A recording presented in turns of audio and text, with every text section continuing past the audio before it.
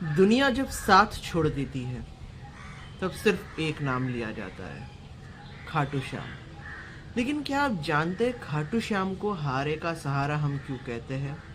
चलिए आइए इस कहानी के माध्यम से समझते हैं। तो ये कहानी है महाभारत की। महाभारत के एक वीर योद्धा हुए हैं जिनका नाम था बर्बरीक। अभी बर्बरीक कौन थे? तो ये भीम के हम कह सकते हैं कि पौत्र थे और घटोत्कच के पुत्र थे।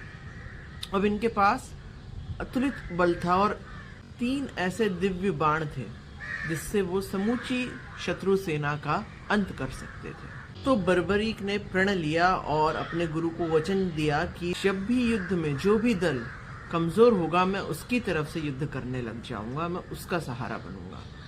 अब भगवान श्री कृष्ण को ये बात पता चली तो उन्होंने कहा यदि बर्बरीक ने युद्ध में भाग लिया तो ये युद्ध अंतहीन हो जाएगा, क्योंकि जैसे ही कौरव सेना दुर्बल पड़ेगी बर्बरीक कौरवों से लड़ेगा, जैसे ही पांडव सेना दुर्बल पड़ेगी बर्बरीक पांडवों से लड़ेगा।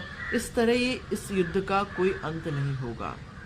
तो उन्होंने बर्बरीक से दान में उनका शीश मांग लिया और बर्बरीक ने मुस्कुराकर अपना शीश उनको दान दे दिया।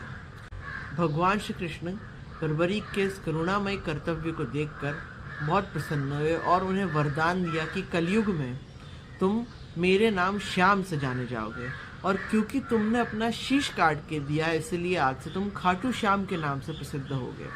और जब भी कोई जीवन में हारने लगे, जब भी किसी को लगे कि तुम्हारे सहारे की ज़रूरत है, तुम हमेशा उसका साथ दोगे और तुम हमेशा उसके रक्षक बनोगे।